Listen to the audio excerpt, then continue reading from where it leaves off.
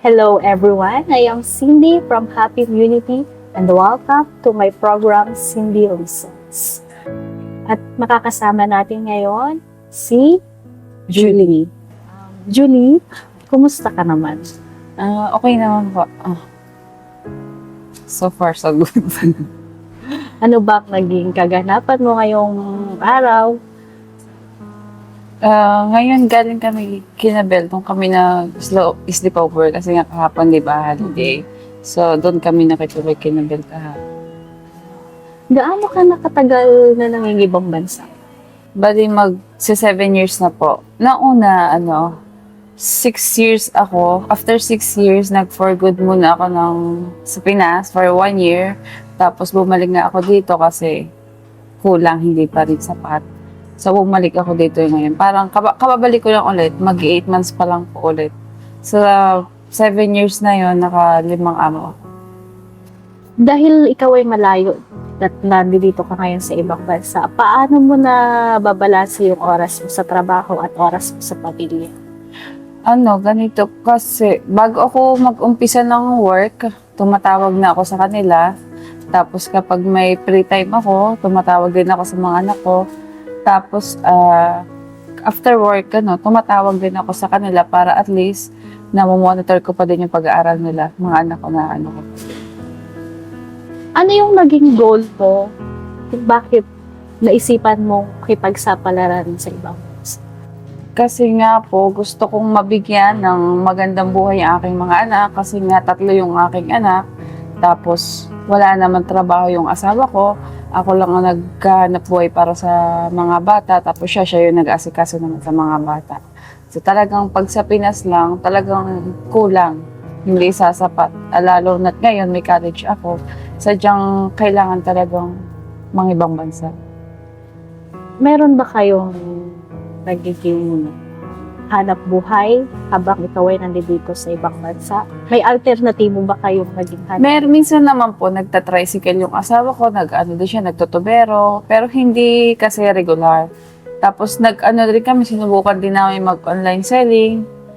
Tapos, pero hindi rin nga nag-click. So, ngayon, ito lang talagang pagtatrabaho ko dito yung income namin.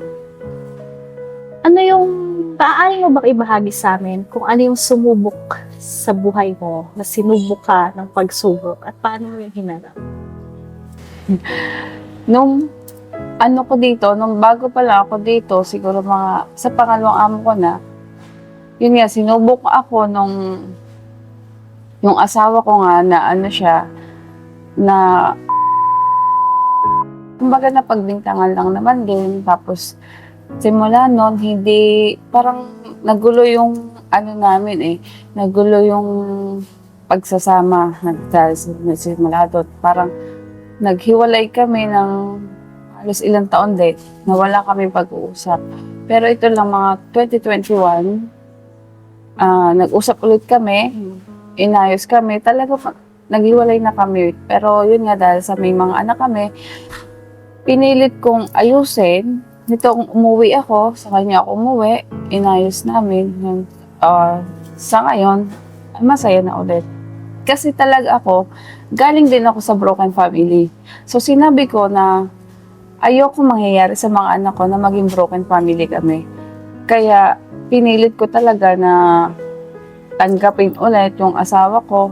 Nag-usap kami, nag-ayos kami para sa mga bata talaga. Paano mo nahanap sa puso mo yung tinatawag na chances, another chance, para mabuo yung pamilya mo? Kasi talaga, pinaghugutan ko lang talaga yung mga anak ko. Kailangan ng mga anak ko. Tsaka yung talagang sinabi ko talaga sa sarili ko na hindi ako gagaya na sa pamilya ko na broken family. Ayoko talaga na lalaki yung mga anak ko na broken family. Talaga po. Talagang itinatak ko sa isip ko na mabubuo ulit kami para sa mga bata, para maalis na rin yung pagsasama namin. Namimiss mo na ba sila? Opo, namimiss ko kasi mas masarap talaga yung kasama mo sila. Kesa yung malayo ka, pero kailangan nating lumayo kasi para maibigay natin lahat ng pangailangan nila, lahat ng gusto nila. So, kailangan natin talaga makipagsapalaran. paano mo binibigyan ng free time yung sarili mo? Kasi ngayon naman po dito sa amo ko, hindi naman po ako masyadong mabigat yung trabaho ko. Eh ako, pag may free time ako, eto libangan ko, reels. Nagre-reels ako, yun ang libangan ko, yun one.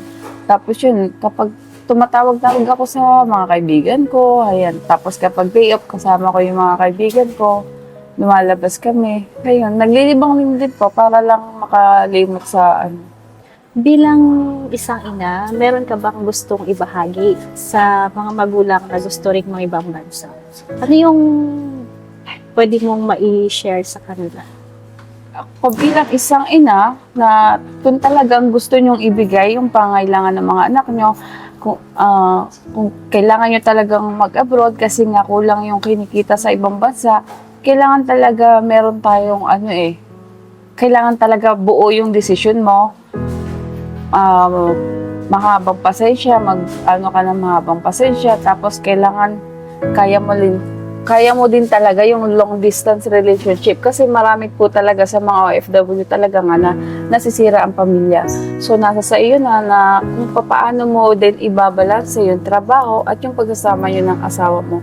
Talagang kung ayaw mo talagang masisira, kailangan talaga may komunikasyon. Kailangan komunikasyon kayo mag-asawa sa mga anak mo. Yan, para din ma-monitor mo yung mga anak mo, hindi sila maligaw ng landas. Talagang by time to time, check mo sila, gano'n. Meron ka talagang Kailangan may oras talaga sa oras. kanila. Oras talaga kailangan. Tsaka sa mag-asawa, kailangan tiwala lang talaga. Kasi nga magkalayo kayo, pagka nawala yung tiwala, iyan yung talaga yung ikakasira ng pagsasama ninyo. So kailangan may tiwala at tsaka may oras kayo sa isa't isa. Kung meron kang mensahe gustong sabihin sa mga mahal sa buhay, ano yung mensahe mo para sa kanila? Ang masasabi ko lang ito sa mga magulang ko kasi yung nanay ko nasa ano pa rin siya 60 plus na siya pero nasa ibang bansa pa rin siya, magtatrabaho siya. Sinabi ko talaga sa kanya na once na makaluwag ako, pinapauwi ko na siya. Sabi ko pa noon talaga, umuwi na siya para ako na lang yung bahala sa kanya. Yun, gusto ko rin kasi tulungan yung mga kapatid ko, yung mga magulang ko, talagang yan ang inano ko, na makarating ako dito, tutulungan ko kayo. Pag umangat ako, aangat din kayo. Kaya sabi sa mga anak ko, gusto ko, andito ako para sa kanila. Gusto ko lang talaga makatapos sila sa pag-aaral.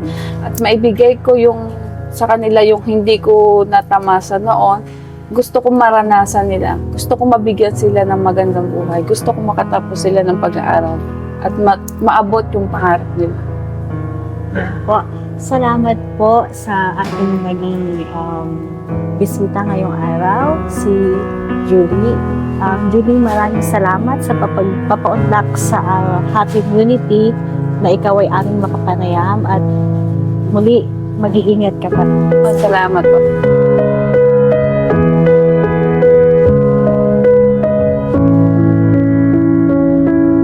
Salamat din po sa Happy Unity sa pagbibigay sa akin ng chance na maibahagi ang aking buhay. Sana may napulot kayong aral. Salamat at ingat po tayong lahat.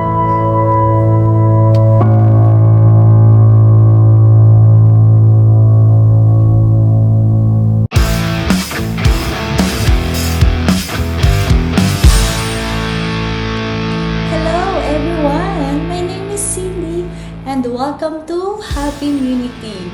Please don't forget to subscribe and hit the button.